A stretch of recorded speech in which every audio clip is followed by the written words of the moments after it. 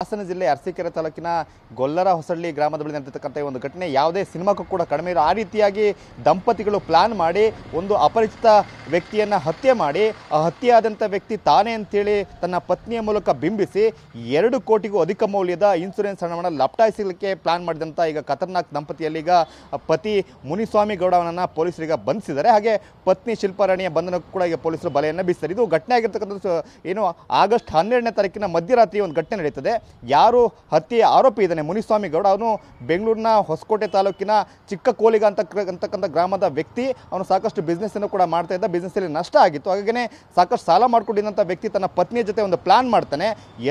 ತಾನು ಮೃತಪಟ್ಟರೆ 2 ಕೋಟಿ ಹಣ ಸಿಗುತ್ತೆ, ಇನ್ಸೂರೆನ್ಸ್ ಹಣ ಸಿಗುತ್ತೆ. ಸೊ ಅದನ್ನ ಪಡ್ಕೊಂಡ್ರೆ ನಮ್ಮ ಎಲ್ಲ ಸಾಲವನ್ನು ತೀರಿಸ್ಕೊಳ್ಬೋದು ಅಂತಕ್ಕಂಥ ಖತರ್ನಾಕ್ ಪ್ಲಾನ್ ಅನ್ನು ಮಾಡಿ ಪತ್ನಿಯ ಜೊತೆ ಸೇರಿ ಆಗಸ್ಟ್ 12ನೇ ತಾರೀಕು ಇವನನ್ನೇ ಹೋಲ್ತಕ್ಕಂಥ ಅಂದ್ರೆ ಇವನಷ್ಟೇ ಹೈಟ್ ಫಿಟ್ ಇರತಕ್ಕಂಥ ವ್ಯಕ್ತಿಯನ್ನು ಹುಡುಕಿ ಅಂದ್ರೆ ತನ್ನ ಜೊತೆಲಿ ಕರ್ಕೊಂಡು ಬಂದಂಥ ಮುನಿಸ್ವಾಮಿ ಗೌಡ ಅರಸೀಕೆರೆ ತಾಲೂಕಿನ ಗೊಲ್ಲರ ಹೊಸಳ್ಳಿ ಗ್ರಾಮದಲ್ಲಿ ತನ್ನ ಕಾರನ್ನು ನಿಲ್ಲಿಸ್ತಾನೆ. ಸೊ ಅದಕ್ಕಿಂತ ಮುಂಚಿತವಾಗಿಯೇ ಒಂದು ಲಾರಿಯನ್ನು ಕೂಡ ಆತ ಬುಕ್ ಮಾಡ್ಕೊಂಡಿರ್ತಾನೆ. ತಾನು ಕಾರ್ ನಿಲ್ಲಿಸಿದಾಗ ಒಬ್ಬ ವ್ಯಕ್ತಿ ಕಾರ್ನ ಪಕ್ಕ ಕುಳಿತಿರ್ತಾನೆ. ಸೊ ಅವನಿಗೆ ನೀನು ಬಂದು ಡಿಕ್ಕಿ ಆಗಬೇಕು ಅಂತ ಹೇಳಿ ಒಂದು ಪ್ಲಾನ್ ಅನ್ನು ಕೂಡ ಮಾಡಿರ್ತಾನೆ. ಸೊ ಆ ಪ್ಲಾನ್ ಅಂತೆ ಮಧ್ಯರಾತ್ರಿ ಅವತ್ತು ಆಗಸ್ಟ್ 12ನೇ ತಾರೀಕು ಆ ಕಾರು ಪಂಚರ್ ಆಯಿತು ಅಂತೇಳಿ ಕಾರನ್ನು ನಿಲ್ಲಿಸಿ ಆ ಕಾರ್ನ ಟೈರ್ ಬದಲಾಯಿಸುವ ಸಲುವಾಗಿ ಆ ಅಪರಿಚಿತ ವ್ಯಕ್ತಿಯನ್ನು ಕಾರ್ ಪಕ್ಕ ಕೂರಿಸಲಾಗುತ್ತೆ. ಸೊ ಆಗ ಏಕಾಏಕಿ ಲಾರಿ ಬರುತ್ತೆ. ಆ ಲಾರಿಗೆ ಅಪರಿಚಿತ ವ್ಯಕ್ತಿಯನ್ನು ತಳ್ಳಿದಂಥ ಮುನಿಸ್ವಾಮಿ ಗೌಡ ಆ ಕಾರನ್ನು ಕೂಡ ಅಲ್ಲೇ ಬಿಟ್ಟು ಅಲ್ಲಿಂದ ಎಸ್ಕೇಪ್ ಆಗ್ತಾನೆ. ಸೊ ಕಾರಿನ ವಿಳಾಸವನ್ನು ಪತ್ತೆ ಮಾಡಿದ ಪೊಲೀಸರು ಆ ಕಾರಿನ ಮಾಲೀಕನೇ ಮೃತಪಟ್ಟಿರ್ಬೋದು ಅಂತೇಳಿ ಅವರ ಸಂಬಂಧಿಕರನ್ನು ಸಂಪರ್ಕ ಮಾಡ್ತಾರೆ. ಸಂಪರ್ಕ ಮಾಡಿದಾಗ ಶಿಲ್ಪಾರಾಣಿ ಕೂಡ ಹಾಸನಕ್ಕೆ ಬಂದು ಮೃತಪಟ್ಟಿರ್ತಕ್ಕಂಥ ವ್ಯಕ್ತಿ ತನ್ನ ಪತಿಯೇ ಅಂತೇಳಿ ನಾಟಕವನ್ನು ಮಾಡಿ ಆ ಶವನ ತೆಗೆದುಕೊಂಡೋಗಿ ಅಂತ್ಯಕ್ರಿಯೆಯನ್ನು ಕೂಡ ಮಾಡಲಾಗಿದೆ.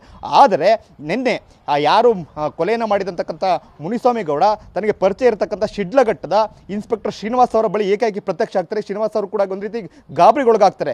8 ದಿನಗಳ ಹಿಂದೆ ಮೃತಪಟ್ಟಿರ್ತಕ್ಕಂಥ ವ್ಯಕ್ತಿ ಹೇಗೆ ಬಂದ ಅಂತೇಳಿ ಅವರು ಗಾಬರಿಗೊಳಗಾಗ್ತಾರೆ. ಅದರ ತಕ್ಷಣ ಆತನ ವಿಚಾರಣೆ ಮಾಡಿದಂಥ ಸಂದರ್ಭದಲ್ಲಿ ಆತ ನಡೆದಿರ್ತಕ್ಕಂಥ ಘಟನೆಗಳನ್ನು ಹೇಳ್ಕೊಡ್ತೇನೆ. ಕೂಡಲೇ ಕರ್ತವ್ಯ ಪ್ರಜ್ಞೆಯನ್ನು ಮಾಡಿದಂಥ ಶ್ರೀನಿವಾಸ್ ಅವರು ತಕ್ಷಣ ಗಣಸಿ ಪೊಲೀಸ್ ಠಾಣೆಯ ಪೊಲೀಸರಿಗೆ ಸಂಪರ್ಕ ಮಾಡ್ತಾರೆ. ಕೂಡಲೇ ಆತನನ್ನು ಪೊಲೀಸರು ವಶಕ್ಕೆ ಪಡೆದಾಗ ನಡೆದಿರ್ತಕ್ಕಂಥ ಇಷ್ಟು ಪ್ಲಾನ್ ಈಗ ಬಯಲಾಗಿದೆ.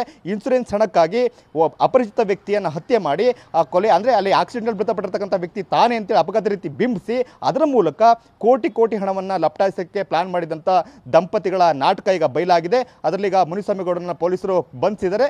ಶಿಲ್ಪಾರಾಣಿಯ ಬಂಧನಕ್ಕೆ ಈಗ ಪೊಲೀಸರು ಬಲೆ ಬೀಸಿದ್ದಾರೆ.